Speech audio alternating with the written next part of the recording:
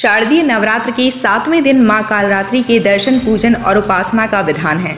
सुबह से ही देवी दर्शन के लिए वाराणसी के कालिका गले स्थित मां कालरात्रि के मंदिर में भक्तों की भारी भीड़ रही। मंगला आरती के बाद मंदिर प्रांगण मां के जयकारों से गूंजता रहा। नवरात्र में सप्तमी तिथि को माता कालरात्रि का दर्शन होता है और इनके दर्शन मात्र से जो है अकाल मृत्यु से भगवती हरती हैं लोगों को और उनको आरोग्यता जो हमेशा के लिए देती हैं। सुहागिन औरतें अटल सुहाग के लिए और युवतियाँ अच्छे सुहाग के लिए इनकी आराधना करती हैं। उत्तर प्रदेश में फ्लैट रेट बिजली की मांग को लेकर चल रहे बुनकरों की हड़ताल का शुक्रवार को 9वां दिन रहा। वाराणसी के काजी दुल्लापुरा स्थित महताब आलम के आवास पर शुक्रवार सुबह सभी बुनकर, बिरादराना तंजीम के लोग और वाराणसी वस्त्र बुनकर संघ के पदाधिकारियों की बैठक हुई और अगली रणनीति पर विचार हुआ।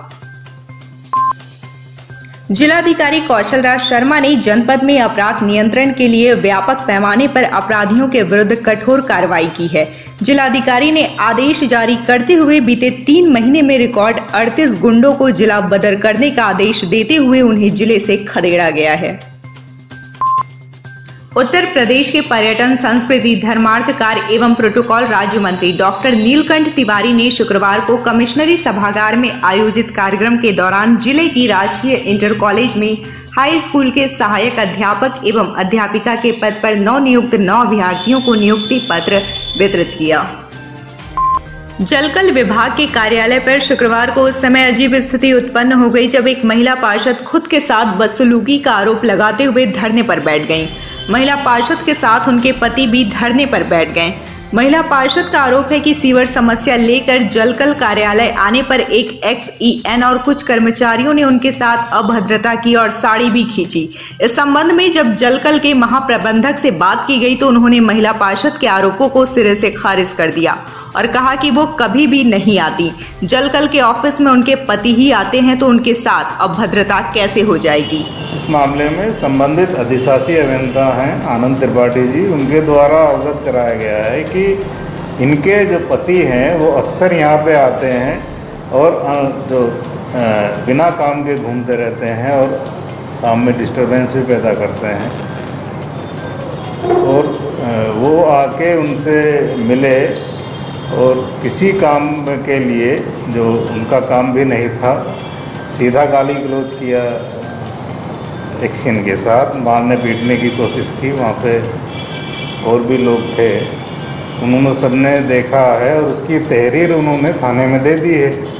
उसके बाद ये आई हैं संभवतः जो जानकारी में मिली है और अपने उस पक्ष को बचाने के लिए ये सब कर रहे हैं। इनका तो पूर्व में भी ऐसा ही हिस्ट्री रही, लोगों के साथ, अधिकारियों के साथ बदतमीजी की गई है, इनके परिवार के सदस्यों के साथ अवगत कराया गया है। वो कार्यालय आती ही नहीं है, उनके पति आते हैं।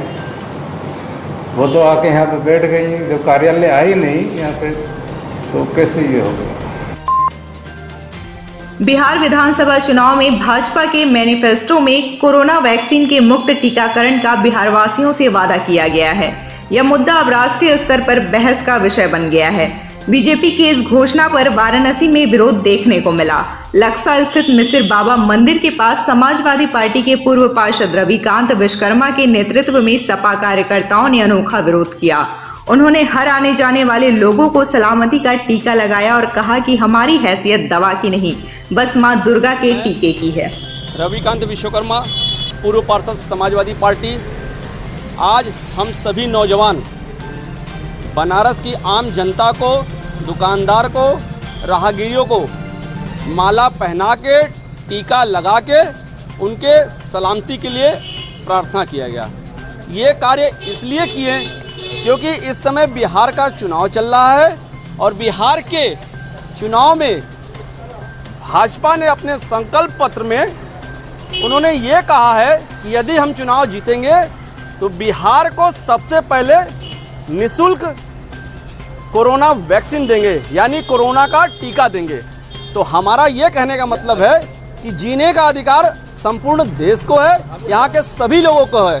तो किसी को जीने और मरने का वास्ता देके, टीका का वास्ता देके उन्हें ब्लैकमेल न करे। इसलिए हमारी औकात नहीं है कि हम कोरोना का वैक्सीन दे सके, कोरोना का टीका दे सके।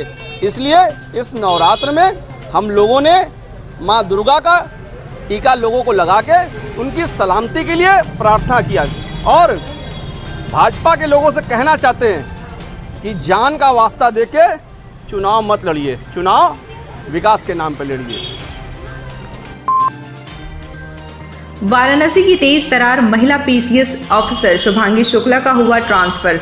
वाराणसी में एसीएम 4th के पद पर नियुक्ति के दौरान शुभांगी शुक्ला लगातार आम जनता के संपर्क में रही, चाहे बात धरना प्रदर्शन की हो या अन्य तरह के आंदोलनों की। शुभांगी शुक्ला ने हमेशा लोगों से संवाद बनाकर रखा।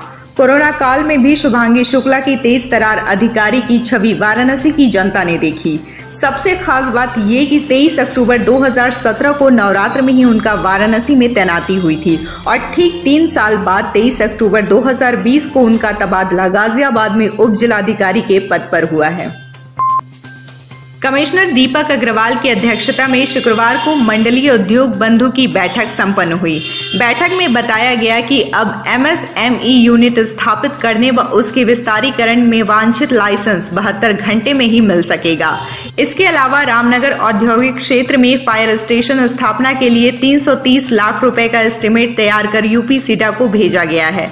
बैठक में संयुक्त आयुक्त उद्योग उमेश सिंह सहित विभिन्न विभागों के अधिकारी एवं उद्यमी प्रतिनिधिगण उपस्थित रहे।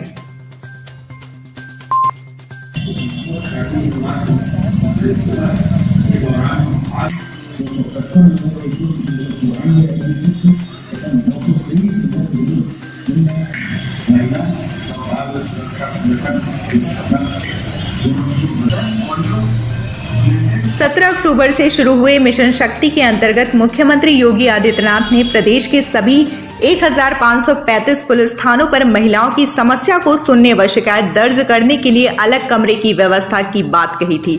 इसी क्रम में नवरात्र की सप्तमी तिथि को प्रदेश के सभी थानों पर महिला हेल्प डेस्क का शुभारंभ हुआ। मुख्यमंत्री योगी आदित्यनाथ ने जहां वाराणसी के चौक थाने पर वर्चुअल माध्यम से महिला हेल्प डेस्क का उद्घाटन किया, तो वहीं जिले के अन्य सभी थानों पर सर्किल के क्षेत्राधिकारी और संबंधित थाना अध्यक्षों ने महिला हेल्प डेस्क का उद्घाटन किया। चौक थाने पर मंत्री नीलकंठ तिवारी, वाराणसी के ADG zone, IG range, DM और एसएसपी समेत आला अधिकारी मौजूद रहे। माननीय मुख्यमंत्री जी द्वारा मिशन शक्ति कार्यक्रम को लॉन्च करके महिला सुरक्षा, सम्मान और स्वावलंबन की एकदम नई और बृहद स्कीम लॉन्च की गई है। इसमें बहुत सारे पार्ट्स हैं। सबसे पहला और अहम हिस्सा है जो भी महिला संबंधी अपराध हो उन पे नियंत्रण लेना, उन पे पहले से ही प्रभावी निरोधात्मक कार्रवाई करना ताकि कोई अपराध होने ही ना पाए, और जो अपराधी इसमें शामिल रहे हैं उनके खिलाफ कड़ी दंडात्मक कार्रवाई करना और ऐसी भविष्य के लिए निरोधात्मक कार्रवाई करना कि वो किसी प्रकार से सक्रिय होकर के दोबारा अपराध ना करने पाए। उनको अभियोजन की गुणवत्ता को मेंटेन करते हुए उनको सजा दिलवाना।